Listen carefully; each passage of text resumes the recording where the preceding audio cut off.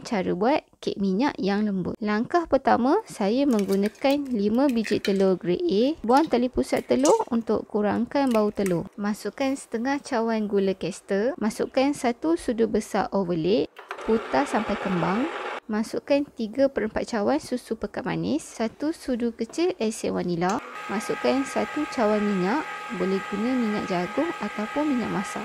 Ayatkan 1 sudu kecil baking powder, 2 cawan tepung gandum. Adunan saya bahagi kepada 3 bahagian. 2 bahagian saya akan letakkan pewarna dan perisa. Yang ini saya letak perisa strawberry, tapi warna dia pucat sedikit, jadi saya tambah lagi dengan pewarna pink. Warna kedua saya guna warna oren. Satu lagi bahagian saya biar kosong saja. Tuang satu warna dahulu, warna kedua tindih atas warna pertama. Kemudian tindih lagi dengan warna ketiga. Ulang langkah ni sampai habis. Hentakkan sedikit loyang bagi buang udara dalam adunan. Bakar pada suhu 170 darjah Celsius selama 45 minit ataupun mengikut kesesuaian oven masing-masing.